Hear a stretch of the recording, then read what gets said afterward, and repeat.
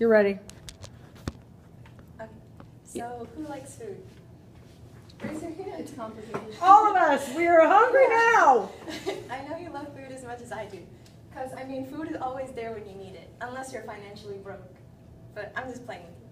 But to tell you the truth, food is all it takes to get you a friend. I mean, share a piece of gum, a couple of fries, and you guys are instant best buddies, right? Right. I mean, I know all of you have done that with someone.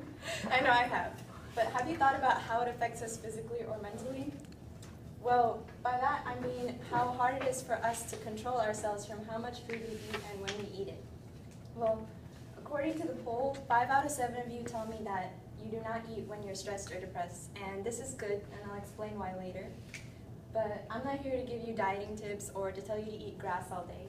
But today I'm going to be talking to you about why people go to food as a solution, what it does to your body, and how it all ties in to affect you mentally.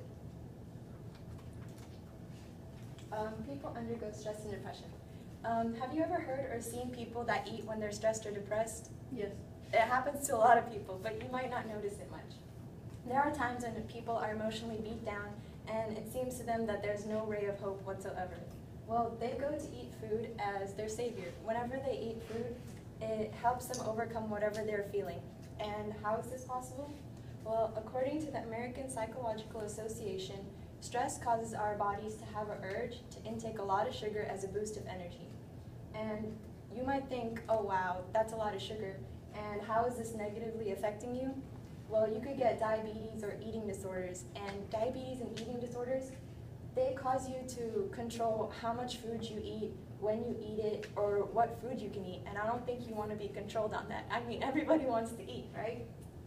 And how does this affect your physical appearance? Well, fruits and vegetables. I know not many people like vegetables, but you gotta love fruits, like bananas, apples, pears. I love pears. I have a friend, her name is Felicity, and she loves strawberries like crazy. She will even pay you to get her strawberries, but she's allergic to strawberries.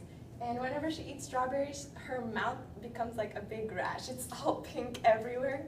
And to be honest, her favorite color is pink. So I always thought that she liked having that rash and strawberries. But I'm just telling you that healthy food is good for you and limiting junk food is good for your lifestyle. And the staff at Mayo Clinic says that there's a disorder called binge eating disorder, and it's where you frequently take in large amounts of food and you're unable to stop yourself. And I think that's pretty hard to go through, eating all that food and not being able to stop yourself. That's kind of hard. Well, I'm not here to train you for a marathon or anything, but let's go on to how it affects your mind. We see that disorders not only affect your body, but also your mind, because disorders make you have cravings, uncontrollable mood swings, and it overall just affects your behavior. In the poll, 2 out of 7 of you told me that sugary foods make you hyper. Well, when people say that sugary foods make you hyper, it's not true. Beth Israel of the Harvard Medical Institute says that the numerous studies that were conducted failed to find the link between sugar and hyperactivity. So whenever someone says, or your parents say that don't eat sugar, you're going to be really hyper and jumping off the walls, don't listen, because it's not true. And all these aspects tie into how it affects your mind. In conclusion, I wanted to say that even though the topic is about how food affects your mood, your body and why and how you eat it so much is also included in it. So all you have to do is think of it like a cycle or a chain. So basically it all moves up in your body, not in different species or anything. So you're under a stressful time, or you're depressed, or you're feeling emotional, you're really happy, your boyfriend broke up with you, or you just got the job, whatever you're feeling, people celebrate by eating food.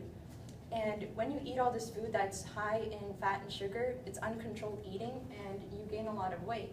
And when you gain a lot of weight, you don't feel so good about yourself. And this all ties into how it affects your mind, because you start to feel sad and you lower your self-esteem, and you have uncontrollable mood swings. You might be happy 1 second and then sad the next. So this is all tied into how food affects your mood. But I'm here to tell you that this myth is true, that food does affect your mood. Thank you. That's why I don't like food. Boom. That's how it's done.